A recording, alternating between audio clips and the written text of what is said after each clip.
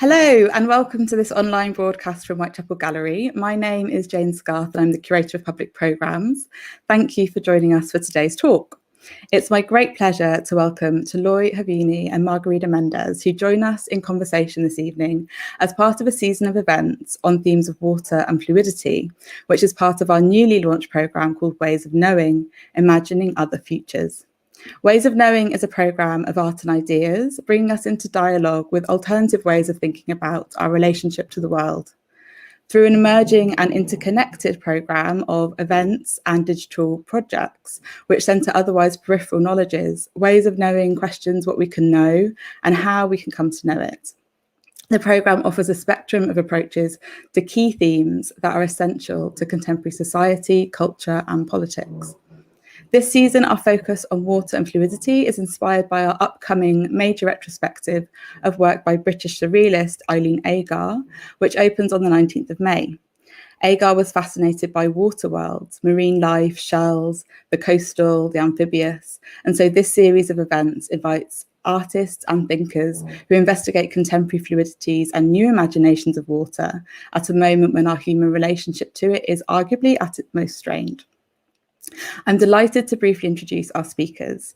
Taloi Havini is an artist currently based in Brisbane, Australia, and her work is often a personal response to the politics of location, exploring contested sites and histories connected with Oceania, employing photography, sculpture, immersive video, and mixed media installations. Working with living contemporary practitioners, she is actively involved in community projects in Bougainville and Australia, such as the Women's Wealth Project exhibition. And her artwork is held in public and private collections internationally, including the Sharjah Art Foundation, the Art Gallery of New South Wales, Queensland Art Gallery Goma, the National Gallery of Victoria and Cadiz in San Francisco, as well as having exhibited worldwide, including at the Palais de Tokyo in Paris, Sharjah Biennale 13, and 2 editions of the Asia Pacific Triennial of Contemporary Art in Brisbane. Margarida Mendes is a curator whose research explores the overlap between infrastructure, ecology, experimental film and sound practices, investigating environmental transformations and their impact on societal structures and cultural production. She was part of the curatorial team of the 11th Gwangju Biennial and the 4th Istanbul Biennial, Design Biennial, and in 2019 she launched the exhibition series Plant Revolution, which explores different narratives of technological mediation of the interspecies encounter. And in 2016 she curated Matter Fictions at the Centre. She curated Matter Fictions, publishing a joint reader with Sternberg Press. She's also a PhD candidate at the Centre for Research Architecture at Goldsmiths University in London. Thank you so much to Taloi and Margarida for accepting our invitation to speak as part of this series. And we're delighted that you're joining us today to share your work and ideas and contribute to this programme. Before we begin, I'd just like to mention that throughout the pandemic, we've moved all of our live events programme online, which has been wonderful to be able to continue to share a vibrant programme of art and ideas digitally. While we offer these online events free of charge, we do rely on the generosity of your donations to secure our future. So please consider making a donation by following the link, which we'll post in the chat shortly. So now, without any further delay, I'd like you to join me in welcoming Taloi and Margarida.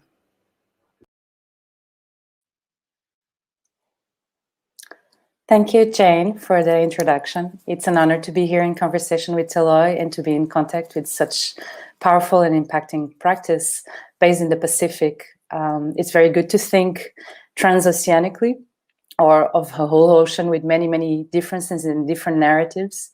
And I'm based in the Atlantic. I'm in Lisbon these days. And it's a pleasure to talk to Taloi, who's in Brisbane at the moment. So welcome, Taloi, as well. Hi. And so I want to get our conversation started thinking a little bit how the Pacific has been in the light of so much of planetary environmental governance, not only due to its scale and importance in what comes to oceanic matters, but also due to the long-lasting traditions and forms of knowledge stemming from oceanic cultures and modes of inhabiting aquatic zones. Epele Haufa has taught us very much about scaling as a method and way of relating to a site and its political imaginary. So in your work, the subtleness of scale plays throughout as an important device, not only to immerse the viewer in these majestic landscapes that you film, but also to invite us to think about the direction of the gaze, be it machinic, political, or infrastructural. Cartography also plays an important role in your practice. Do you want to tell us a little bit about how you deal with scale throughout your work and relate to cartographic practices while bearing in mind the colonial legacy of cartographic methods? Yeah, I feel like scale has been an important way of like relating, to the impact of things in the world. Like, for example, the ocean in the Pacific, where I come from, people will often say, "Oh, these small island states," you know. But the Pacific Ocean is like the largest body of water, and thinking about land in scale, whereas really it's not this land-based idea of, oh, you come from a small island. We don't ever see that when we're on a small island, and that's something that I don't feel alone. This is what a lot of islanders have been saying for a long time, actually. We view space not as just land-based, but as the ocean, as the sky. We have stories that connect. So scale is all around us. And also I feel like scale has this idea of measurement.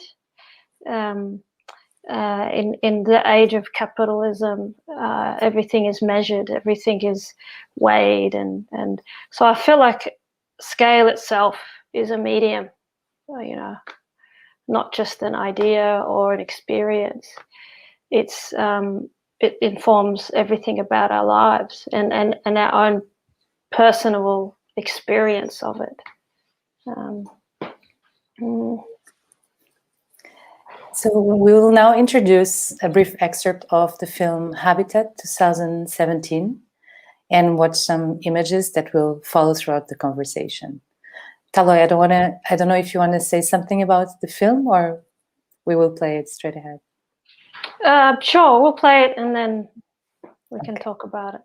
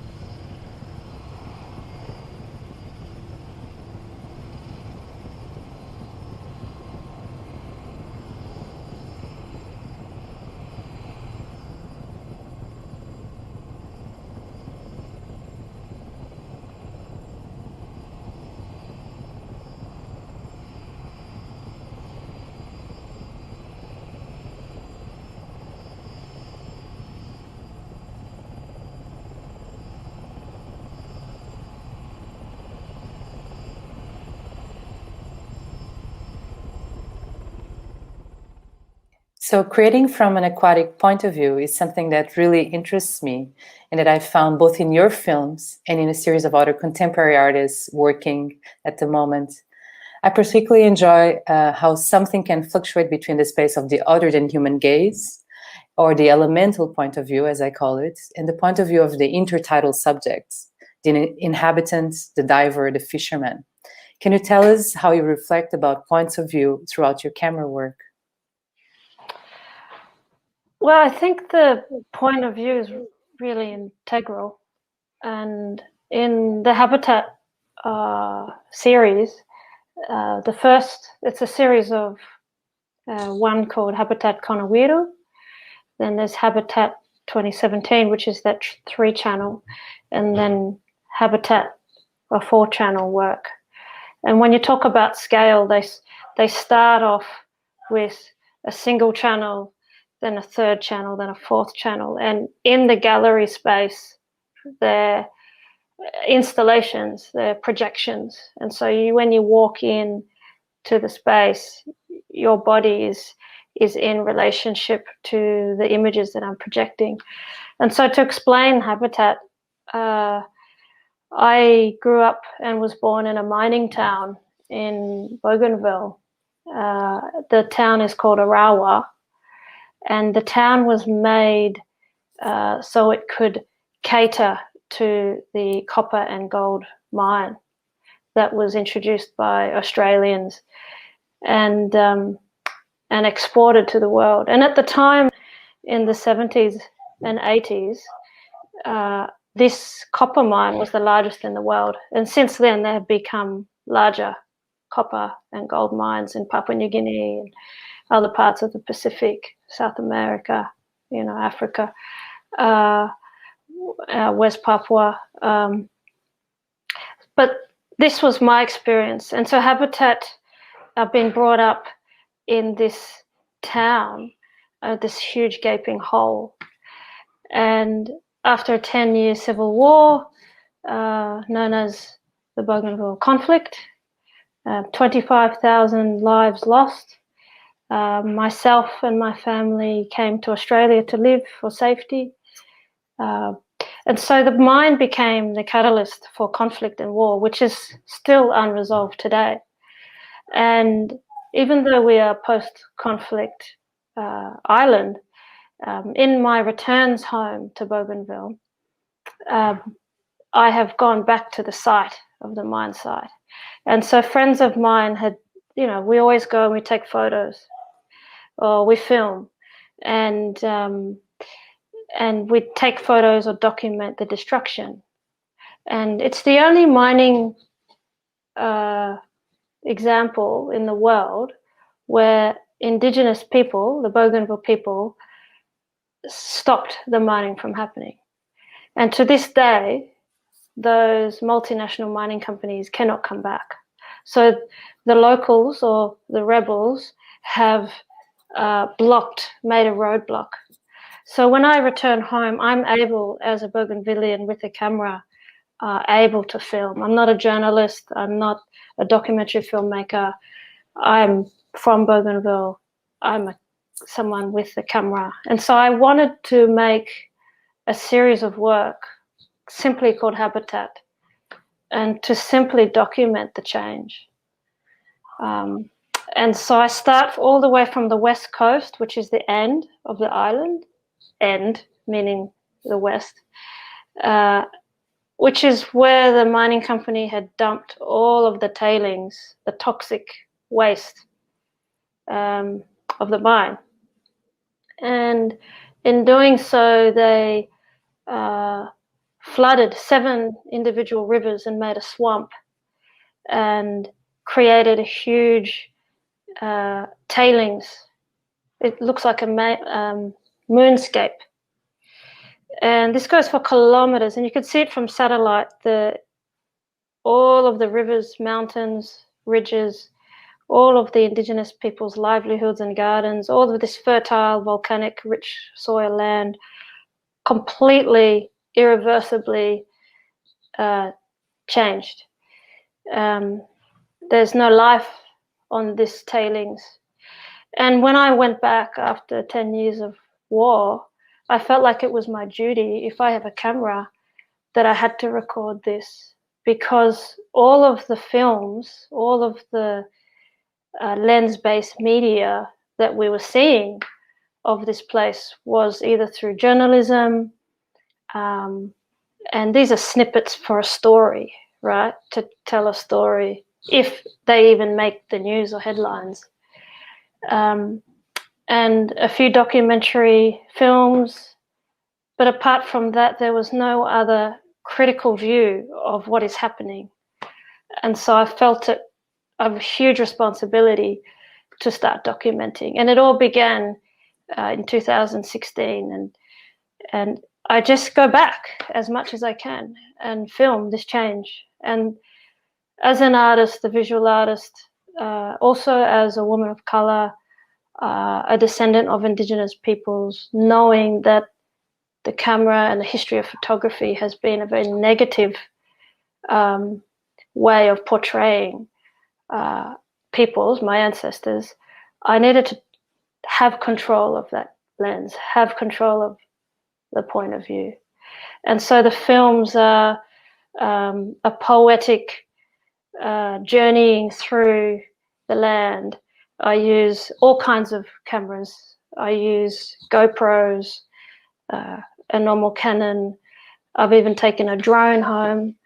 I want to get as much documentation of the change of this ecosystem, which has been actually negative, very, very negative.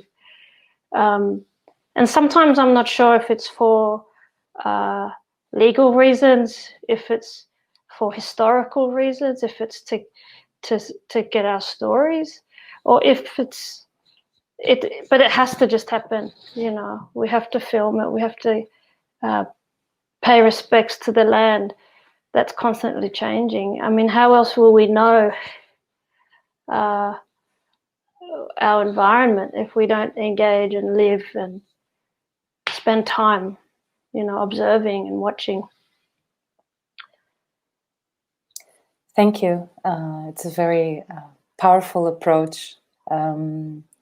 I was wondering, in registering like so many traces of loss and extinction, in working through these ideas of environmental memory, how do you, play back the files and the works to the local communities? Is there like a contact base in terms of the work circulates in its context?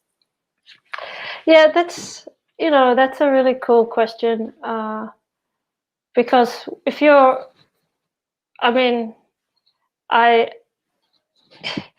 it all sort of evolved. You know, I'm not sure when artists make work what goes on in their heads, if they decide this is what I'm going to do and that's it, and they know it from start to end. But habitat has been shown and exhibited across many different types of sites and galleries across the world.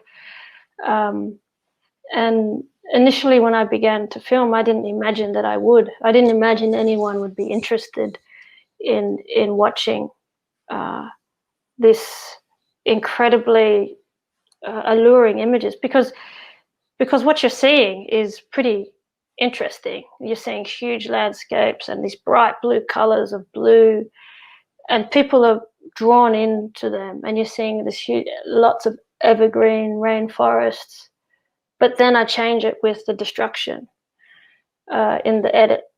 And so it's this sort of tragic way of coming in, this beautiful way, because we all love environment. We all love to see what looks like a tropical island. But then when you realize what you're looking at is toxic waste, then, you know, you have a different feeling with it as well. So, I mean, I feel like,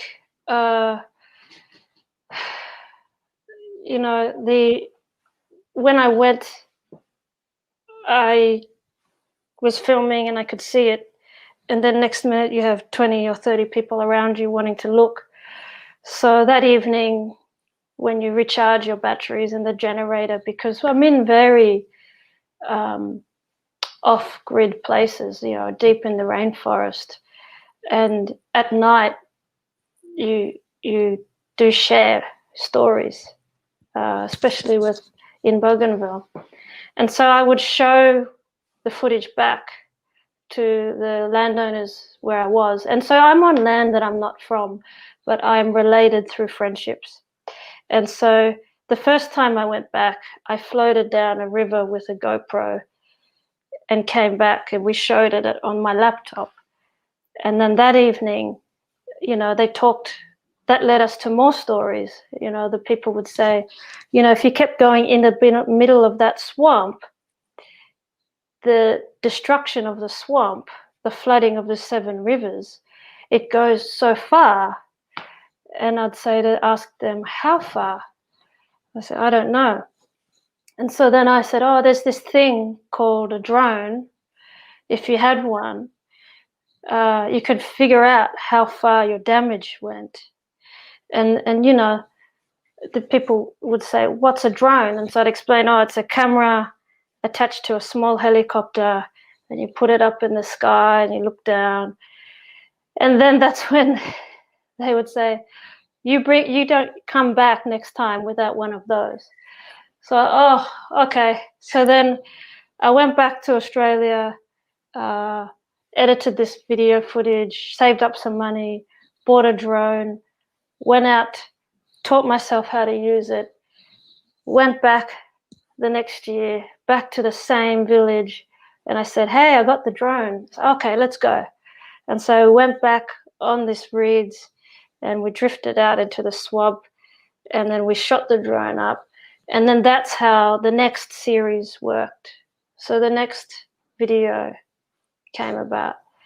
And so the first time for the local people to see the damage without trying to ask for satellite images or, it was a very empowering tool for us to control and use for ourselves. And so this looking down aspect, I think some people actually thought I had money and did hire a helicopter, but I didn't, And so, the drone had become by accident this tool that we had just started to use. And, a couple of years later, I went back and everyone's got a drone now, But that was a way of looking down on the land and seeing the extent of the damage. Yeah. Thank you, Taloi. I think it's very important, this idea of constituting your own evidence and, kind of capacitating people also with tools and different forms of registering the environment. I've been in contact with many activist communities in Papua New Guinea because I do deep sea mining activism here in the Atlantic.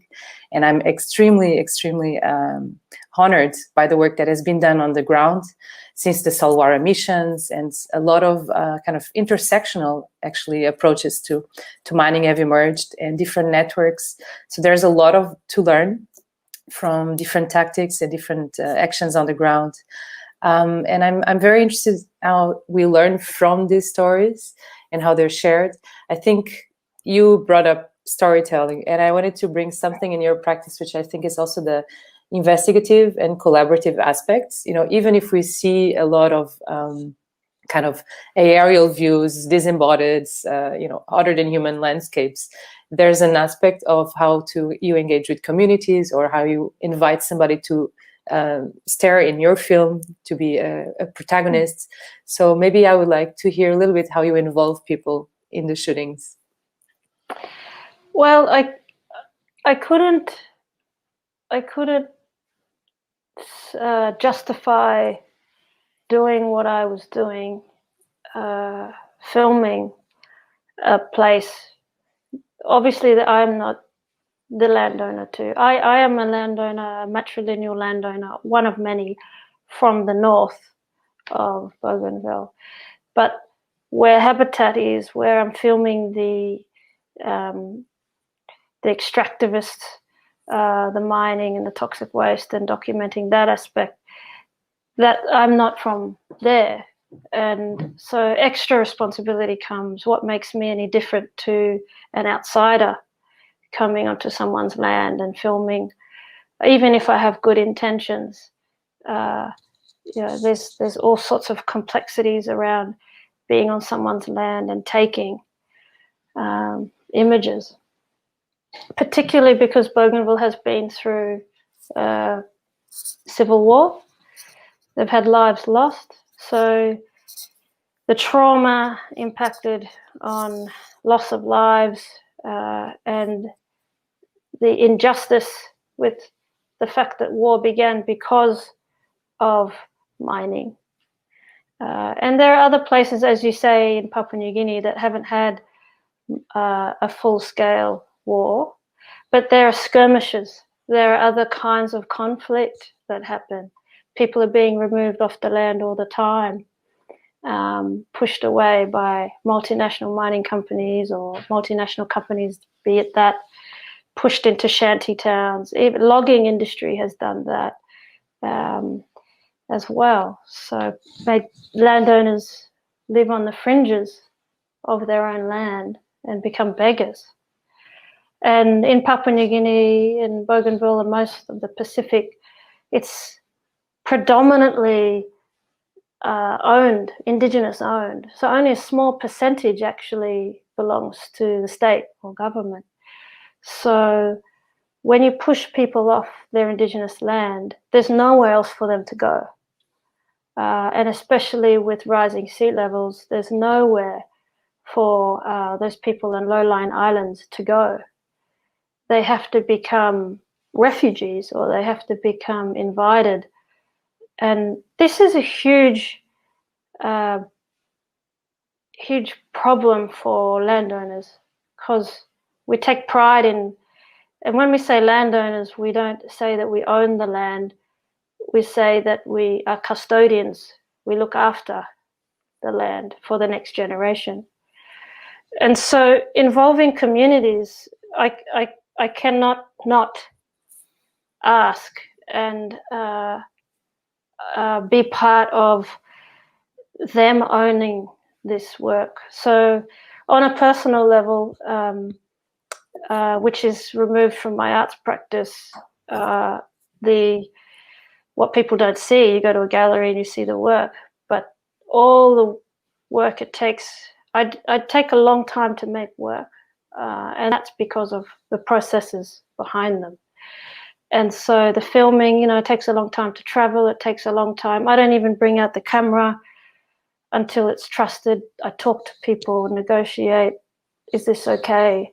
So Agata, who is the one woman in the Habitat film that you showed, she's a landowner from the mining site, and she's actually mining with her hands. She's mining through gravel looking for gold. And I asked her if it was okay to film, and in fact not only just asked her, talked to her about how the work would represent her, if she was okay with that. And she said, yeah, it's fine. It's also something where I return videos. Yeah, it's sort of this reciprocal, participatory way of working. And involving communities is how to, for me, if I'm going to film people, I'm going to actually ask them to okay it. I'm going to say, this is what it looks like. What do you think? And so it actually becomes everyone's sort of work in that instance. The other thing is that I love archives, and I take archives and take them back home to Bougainville and project. And we often have cinema nights where we're just watching. Sometimes people will say, keep going, and I'm almost about to sleep, and there's 50 or 60 people just wanting to keep watching. I can't really describe for your audiences. Bougainville is, it's very much an island made up of villages, and there's no power in a lot of these villages. There's only little phones, and there's hardly any reception. So by taking a projector and a laptop and having enough batteries for that evening goes a long way in some places. So yeah, sharing film and talking about it in this sort of home cinema environments is a big part of the other stuff that goes behind my practice. Thank you, Taloi. I think this is a good moment to play an excerpt of Answer to the Call, which is a recent sonic composition and installation at Ocean Space in Venice, run by TBA 21. And let's listen to this excerpt and then come back to the conversation.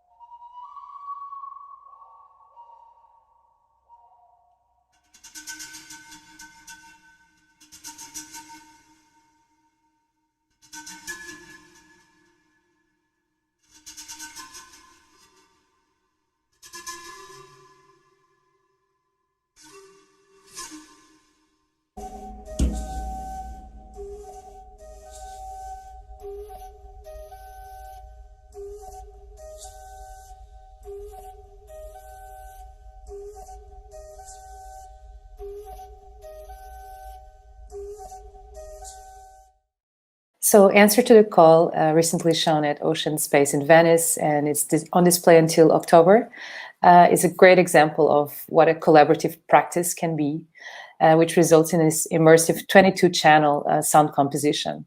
Do you want to share with us the process of this sonic composition, how it came to be? Sure. I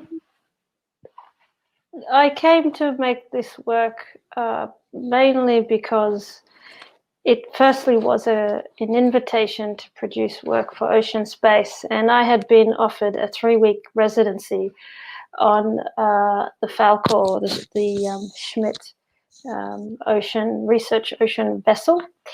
And so last year in November, I spent 3 weeks. Gosh, imagine 3 months.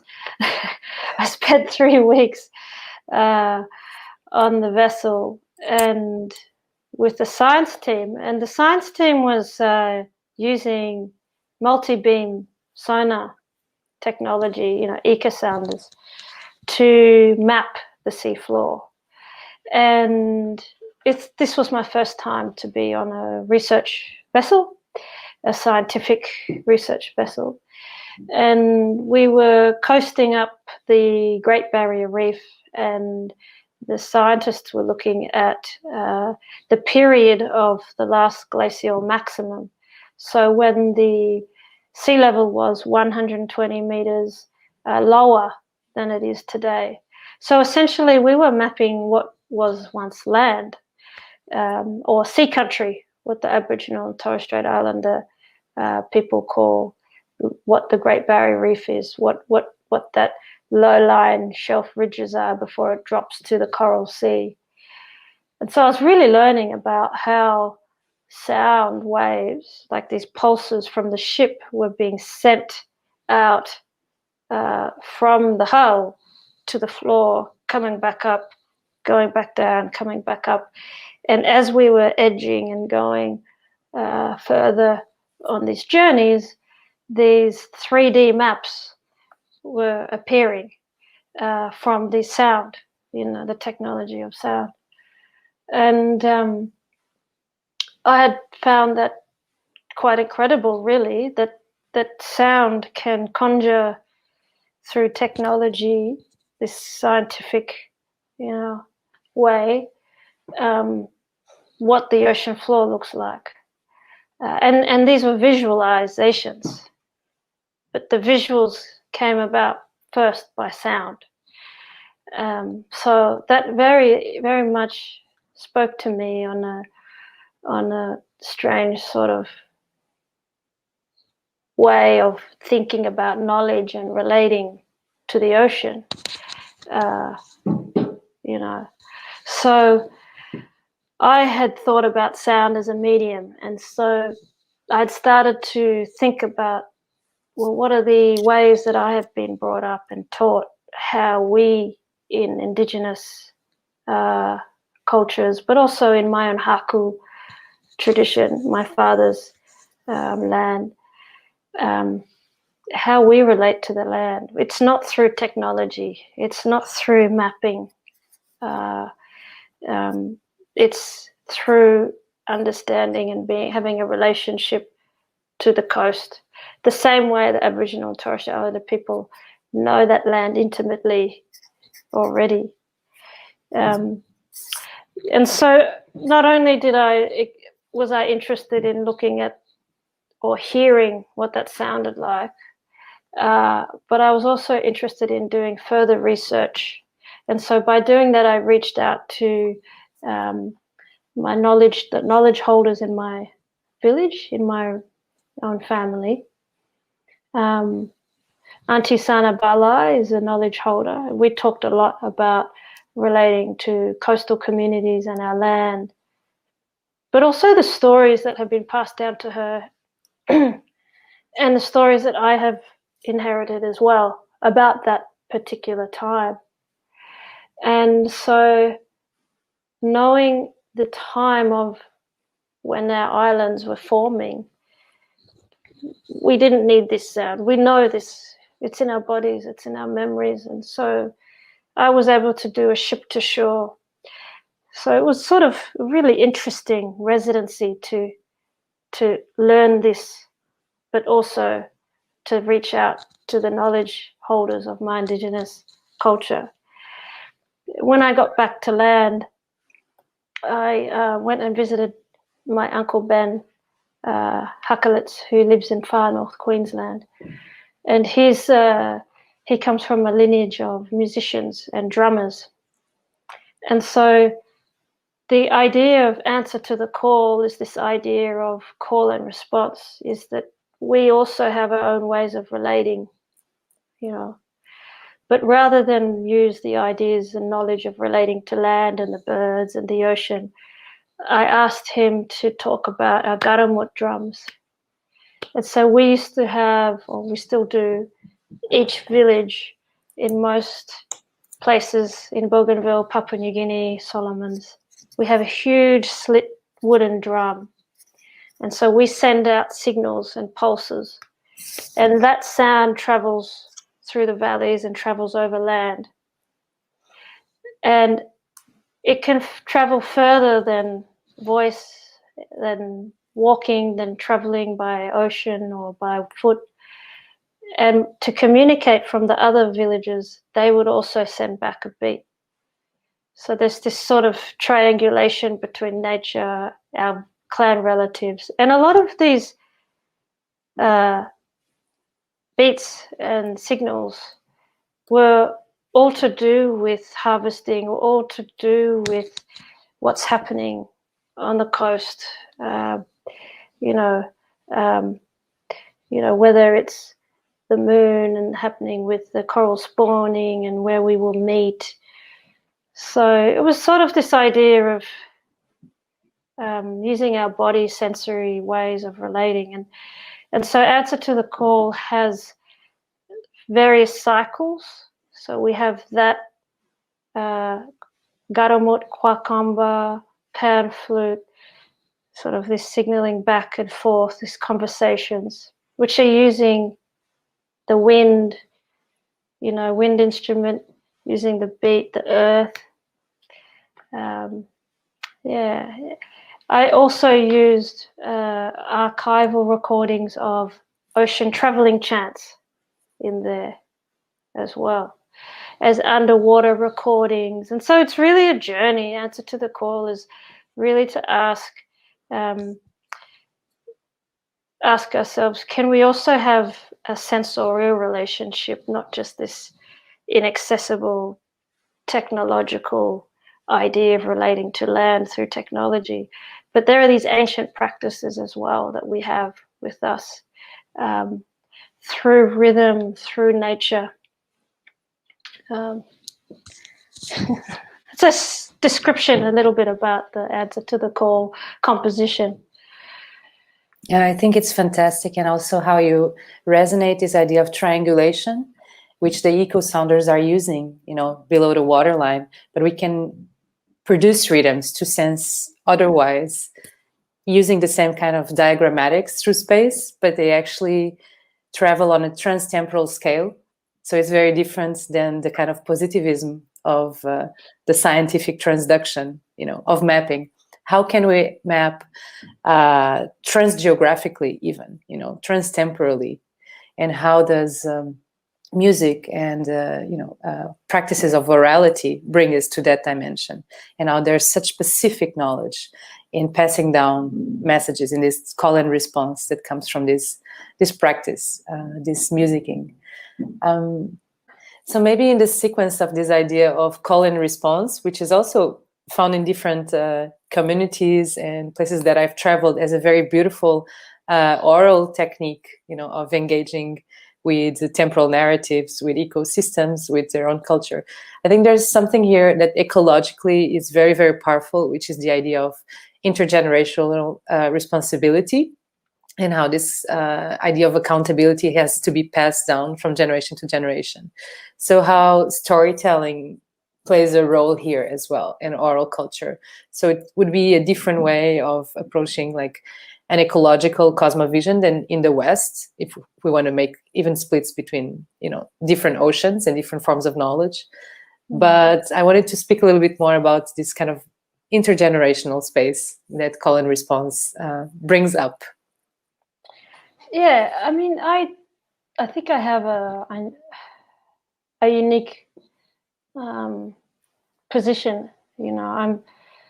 I'm able to make this work. I don't feel like I speak on behalf of the Pacific or Oceania, but I feel a great connection, and that's due to inheriting stories, inheriting my name. For instance, Taloi is an ancestral name, and it's specific to that island, Buka, in Haku. And so, as an indigenous person and part indigenous, we're all mixed these days. The matrilineal side, storytelling is so important. That's where our education and knowledge. And so when you hold these stories, you have to pass it on. If you hold on to them, it's wasted, And so the storytelling is very important. I can't stress. It's a way of relating and connecting to the land, and caring and nurturing. The songs are important, the music is important, the art is important, because this is the creative way of sort of celebrating place. So in asking my uncle, in asking my auntie to be part of it, enriches and to involve archives of the old chants is just so integral. It's like a thread, like when you talk about intergenerational, we're all intergenerational. Even if someone is listening and doesn't have the same, or if not indigenous, you're still inheriting things, whether they're good or bad. We choose to inherit certain things. And so I think as an artist, it's been an enriching part of my little toolbox that I can take and carry with me. and it informs a lot of what I do, because it's this idea of collectivism. You're brought up in a clan-based system or community, and it's very hard for us to do things alone. If you're indigenous, or if you come from the Pacific, or if you brought up in a community, it's nice sometimes to have an individual practice, but it's much nicer to share and make things together, participatory aspects. And that's such a strong part of my worldview, because I still undergo ceremonies, and that way of ceremony on land and country is a way for us all to witness an event and an education or an experience.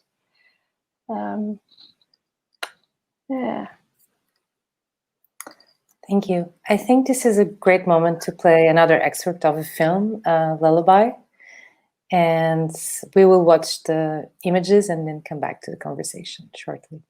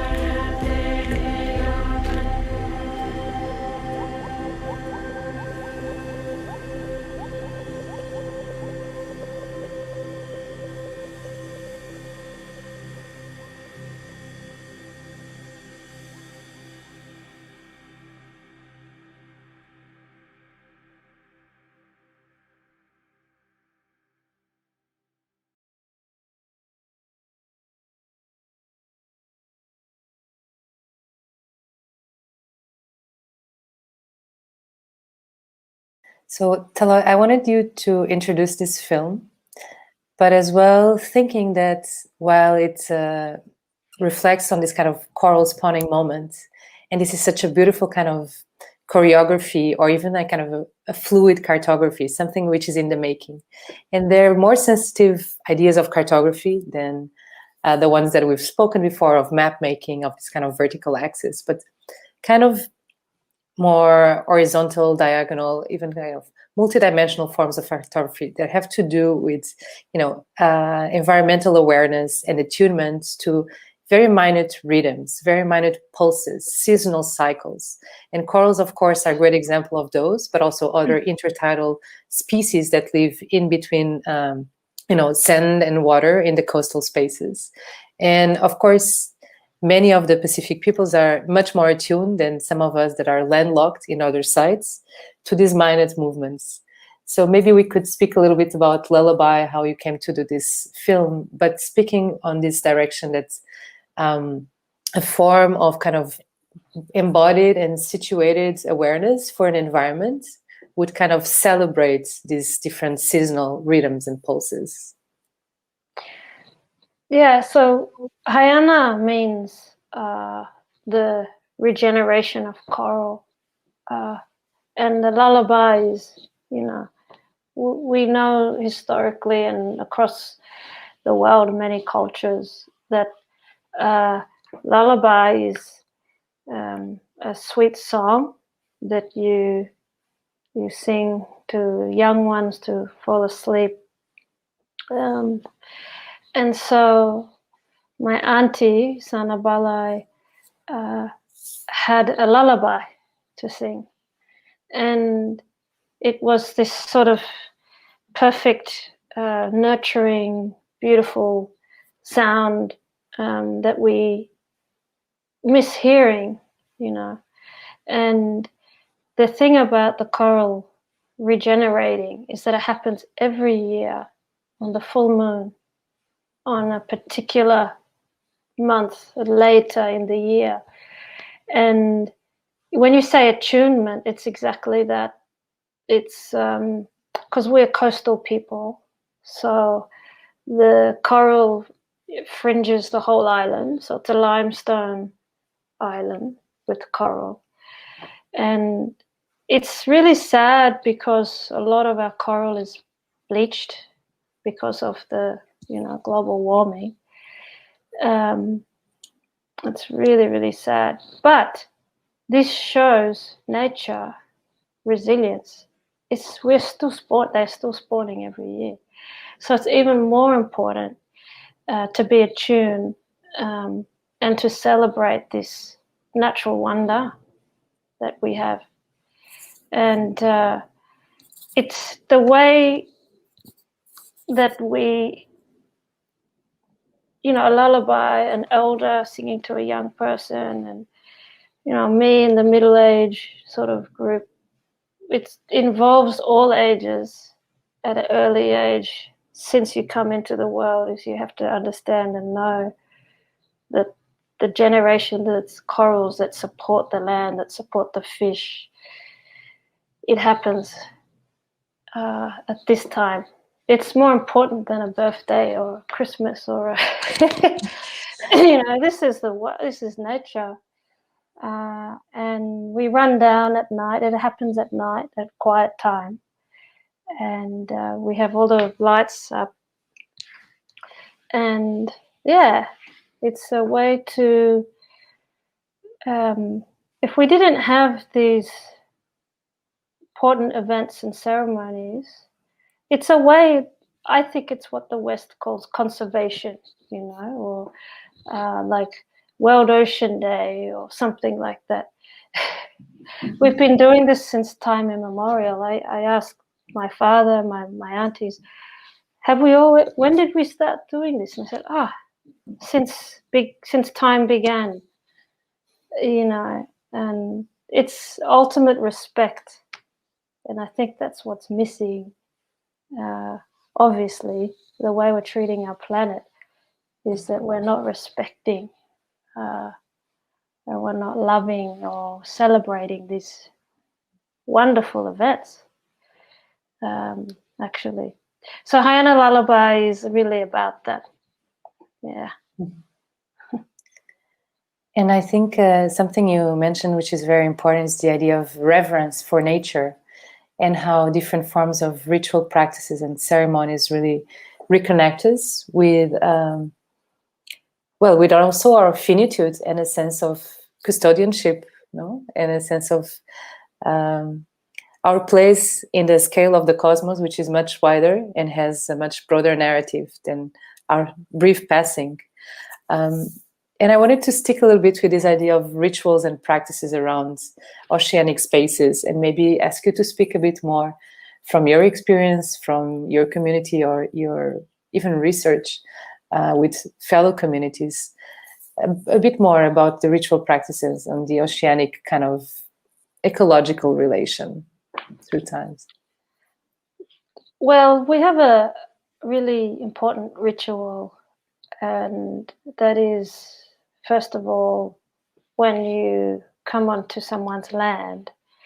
And in fact, for me, when I come back to my maternal ancestral land on my father's side, they will not accept me straight away, because I have been on other people's lands, and my feet, the bottom of my feet, have picked up all kinds of spirits or all kinds of things from other lands. And so when I come onto the land, they have to have a ritual, which is to wash the feet, wash away, come with herbs, and there is some time there's a whole ceremony built around the first time I come back after a long time. And really that's to highlight or to say our land is sacred. You know, the land is sacred.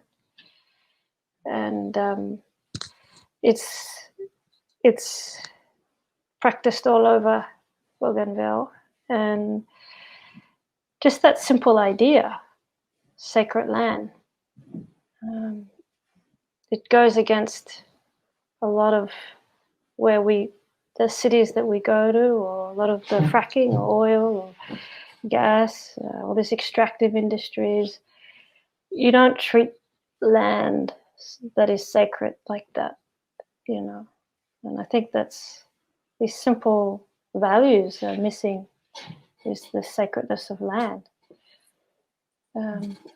So the ritual is still practiced today. There's very few parcels of land that we can protect that hasn't been taken up by harmful industries. And so, you know, where we cannot respect the land like that, people go to extreme lengths, such as violent ones. And it comes down to this idea that the land is holy, the land is sacred. But in saying that, that's obviously a global issue. You know, old world wars are fought on that, and skirmishes of land is fought on that. But rather than for personal or human gain, it's really for keeping the fertileness of it. Because a lot of people depend on this land for food, actually, for water, for clean water, the river systems that connect to the ocean. The ocean, you know, all rivers connect to the ocean, and the ocean needs clouds, needs atmosphere. And so, yeah, there is lots of rituals. I mean, I don't know if I can speak individually of them, but they are very important across the world. And especially an acknowledgement to land and ancestors.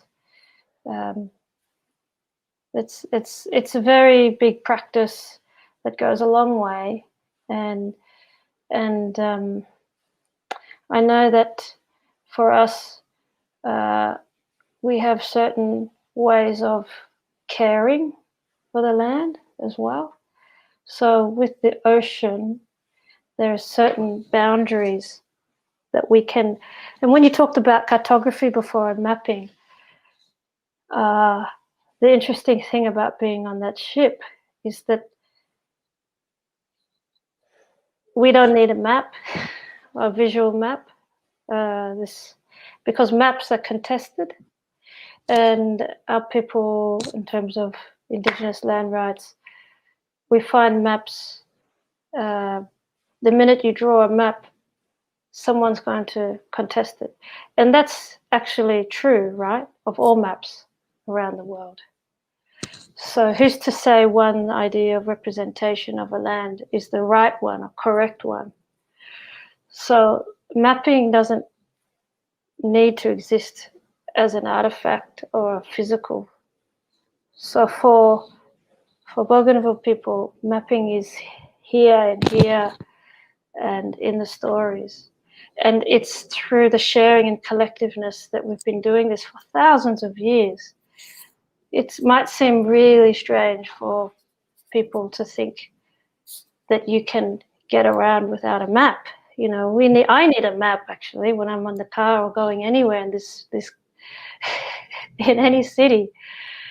But when you're on indigenous lands, people don't need a map. They know the land and the environment intimately. And in fact, there are ways to, sometimes we say, this tree is this something else, not what it really is. Because if we say what it really is, it is that it can be contested. So very philosophically and ontologically, we're already aware of the power of naming.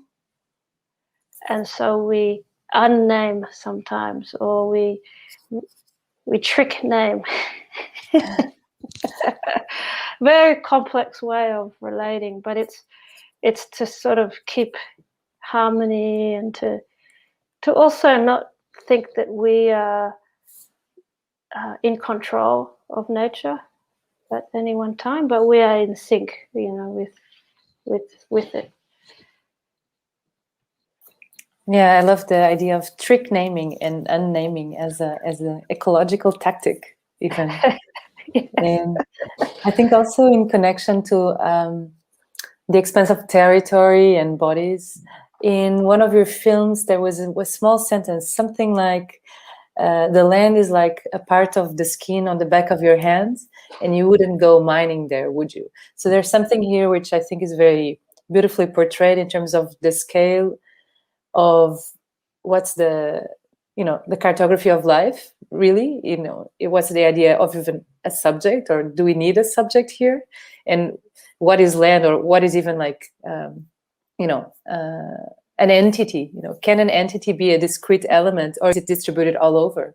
Shouldn't we be fighting? I'm here in the Atlantic, but isn't my fight also one of the Pacific, even if I'm far away or I will never visit?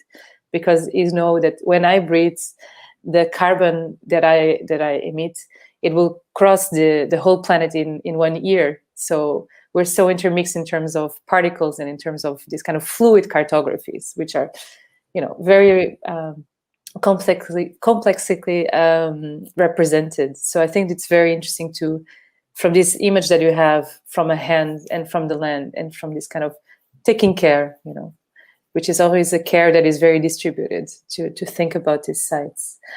I think we're coming to a closing here, and I will dare to ask the last question, if it makes sense, which is, how do you connect forms of dreaming to your practice? That's a great question, actually. It's one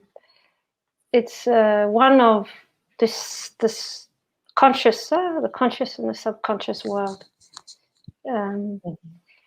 Yeah, it's sometimes it reverses, so that when I've been somewhere and felt something, and then the dream comes, and then you think, oh,